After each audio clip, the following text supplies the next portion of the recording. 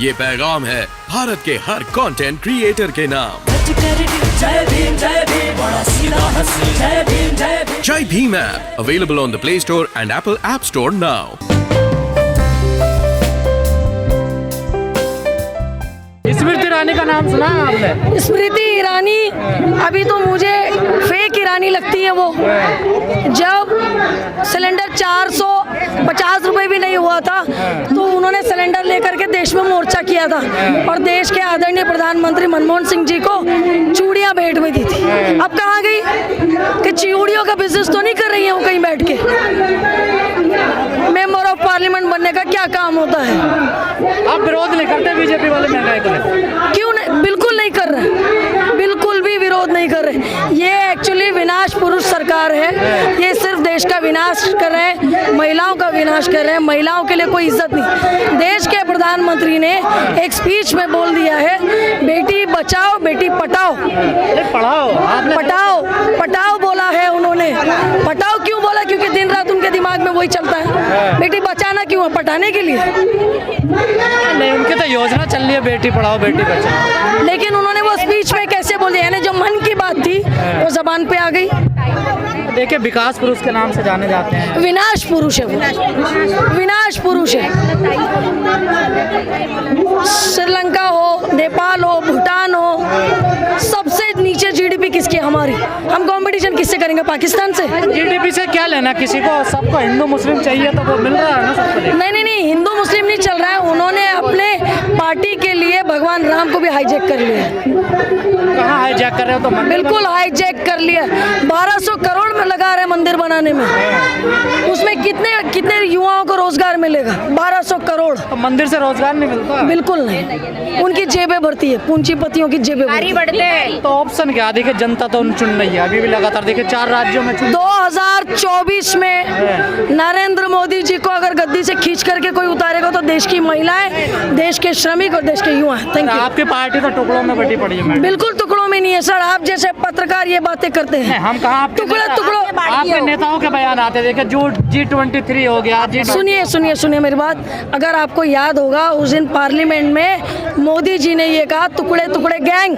वो टुकड़े टुकड़े गैंग किसको बोलना चाहते हैं? शाहीन बाग में बैठी हुई उन औरतों को बोल रहे थे, या JNU के छात्रों को बोल रहे थे, या हमारी देश की महिला और देश के श्रमिकों को कह रहे थे? ऐसा नहीं चलेगा। बाबा रामदेव नजर नहीं आते। 35 रुपए लीटर कहते थे वो पेट्रोल के लिए।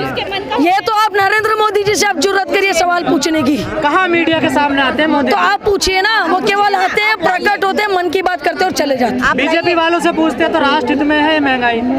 ऐसा बिल्कुल नहीं है। देश के लोग भूख से मर रहे हैं। सुरक्षित हाथों में देश है। हाथ ऐसे हाथ है जिसने देश को बेच डाला। बिकाऊ हाथ, बिकाऊ हाथ। रास्ता क्या है? रास्ता क्या निकलेगा? रास्ता एक ही विकल्प है। कांग्रेस को अपने हाथ लोग आकर के कांग्रेस के हाथ मजबूत करेंगे। इस देश को अगर कोई अच्छी तरीके से चला सकता है तो केवल कांग्रेस ही है। 13-14 में महंगाई बढ़ी तभी तो कांग्रेस की सरकार गई मैडम। देखिए ये भी मत भूलिए। यहाँ देखिए इतनी महंगाई अपनी सबसे ऊंची चरण पे है इस वक्त। देश में 45 साल के बाद इतनी गरीबी बढ़ी है। इस बात से तो आप इनकार नहीं कर सकते। लेकिन आपकी भी सरकार महंगाई के चक्कर में गई थी। देखिए बिल्कुल नहीं सर, बिल्कुल नहीं गई सर। तब सिलेंडर 416 रुपए था।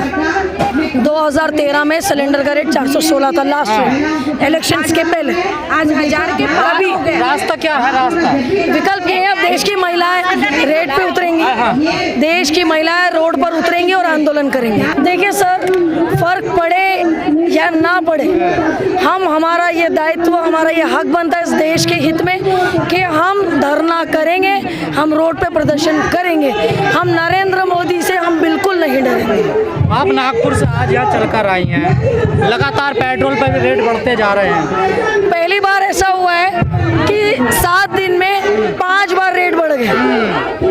क्यों बढ़ गया आप ये सोचिए। वो कह रहे हैं कि युद्ध चल रहा है इसलिए रेट बढ़ गया। नहीं, अभी यूपी के चुनाव खत्म हो गए इसलिए रेट बढ़ गए। लेकिन जब यूपी के चुनाव थे तब तो रेट नहीं बढ़ा था। कैसे नहीं बढ़ा था? 100 तो तब भी पार हुआ था।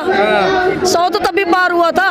पर कम भी कर लिया था थोड़ा। हाँ तो कम तो लॉलीपॉप देने का काम है ना नरेंद्र मोदी जी का। ये आज मैं डॉक्टर अंजलि ठाकरे, मैं अमरावती के महिला शहर कांग्रेस के अध्यक्ष हूँ और मैं स्पोर्ट्स से बिलोंग करती हूँ। मैं खुद एक प्लेयर हूँ और ये जो मैं आपको यहाँ पे महंगाई के बारे में हम यहाँ पे आए हैं। महंगाई तो आपने बढ़ाई है, पेट्रोल है, डीजल है, आपका जो राशन है आपने इतना बढ़ाया है कि आम जनता के लिए कुछ रखा ही नहीं है आपने।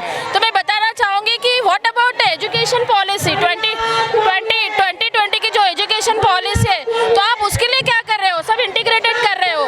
रोजगार के लिए क्या कर रहे हो? इस युवा के लिए उनको बेघर करके रखा है आपने, सबका प्राइवेटाइजेशन करके रखा है, सब यूनिवर्सिटी प्राइवेटाइजेशन करके रखी है। ये क्या है? तो आपको इसके बारे में सोचना पड़ेगा और ये इस तरह से आपकी मनमानी नहीं चलेगी। एजुकेशन के आपके बजट कितना है? जिस तरह से आप इस देश को चला रहे हो, तो एजुकेशन के बारे में सोचना चाहिए। व्हाट अबाउट स्पोर्ट्स के बारे में सोचना चाहिए। इतना बड़ा देश है और इस देश में कितने ओलंपिक्स के मेडल्स आते हैं, उसके बारे में कुछ सोचा है आपने? इस भारत देश में आपको पता है कि हमारे यहाँ पे महाराष्ट्र में एक मेलघाट करके एरिया है, वहाँ से कितने बच्चे तैयार हो सकते हैं? उसके लिए क्या बजट आपका है?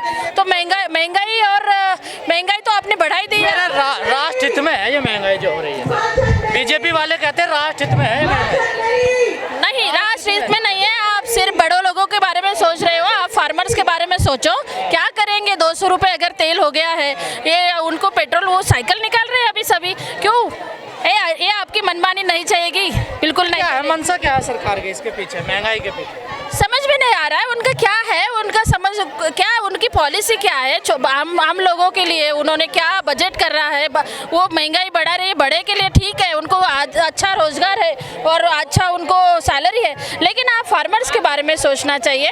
तो महंगाई आपने कम से कम करना चाहिए। आज दिक्कतें आ रही है, सिलेंडर महंगा हो गया। सिलेंडर महंगा हो गया तो बहुत ही, आज चूल्हे के ऊपर सभी आ गए हैं। सिलेंडर को उसमें ऊपर आज महिलाएं जो है उसको शोपीस करके रखा है। आपने उज्ज्वला गैस का क्या हुआ? उज्ज्वला गैस के आपने सब्सिडी के बारे में क्या हुआ? उज्ज्वला गैस आपने कितने, ये ऐसे नहीं चलेगा। आप सिर्फ आश्वासन देते हो, लेकिन ये आपकी मनमानी नहीं चलेगी। जब कांग्रेस की सरकार होती थी, स्मृति ईरानी सिलेंडर उठा के बड़ा विरोध प्रदर्शन करते थे, लेकिन अब कोई उनका बयान नहीं आता। कांग्रेस सभी के लिए थी, कांग्रेस सरकार जो है ये सभी के लिए थी, सभी लोगों के बारे में सोचती थी। लेकिन आपको बीजेपी सरकार जो है ये सबके बारे में नहीं सोचते, सिर्फ बड़े लोगों के बारे में सोचते हैं। मैं खुद एक हमारे फार्मर की लड़की हूँ, तो मुझे बहुत दुख होता है कि उनको खाने के लिए एक दिन के लिए करना पड़ता है, रोजगार नहीं है, उस कैसे करेंगे? तो आपने गरीब जनता का सोचना चाहिए और महंगाई को पीछे लेना चाहिए। उसके बाद आपने अगर पेट्रोल बढ़ाया है, व्हाट अबाउट टूरिज्म के ऊपर कितना बड़ा सेक्टर, आज सभी कहाँ पे घूमने जाना हो तो सभी बढ़ा दिए हैं। आपके रेलवे के टिकट्स बढ़े हैं, उसमें सभी। नमस्कार, मैं शर्मिला यादव, प्रदेश महामंत्री राजस्थान प्रदेश से। महंगाई के खिलाफ हमने आज ये प्रदर्शन किया है। मीडिया के माध्यम से मैं माननीय मोदी जी से ये अनुरोध करती हूँ कि महंगाई पे लगाम लगाए। और दूसरी बात ये कि ये जो आंदोलन है ये सिर्फ शुरुआत है, हम लोग एंड तक ऐसे ही चलते रहेंगे। जब तक इस बीजेपी गवर्नमेंट को उखाड़ के नहीं फेंकेंगे तब तक ये प्रोटेस्ट रुकने वाले नहीं है, कंटिन्यूसली चलते रहेंगे। मीडिया के माध्यम से मैं माननीय मोदी जी को, अमित शाह जी को और स्मृति ईरानी जी को यही मैसेज देना चाहती हूँ कि महंगाई पे कंट्रोल करें और आम जनता जो त्रस्त है उनको शांति प्रदान करें। क्योंकि पता है जब तक ये रेटें वापस नहीं लेंगे या फिर रेट पे कंट्रोल नहीं करेंगे तब तक हिंदुस्तान में ऐसे इतना ईमान चलता रहेगा। जनता खुश है? नहीं, जनता खुश नहीं है, ये ईवीएम खुश है, इन पे सिस्टम खुश है।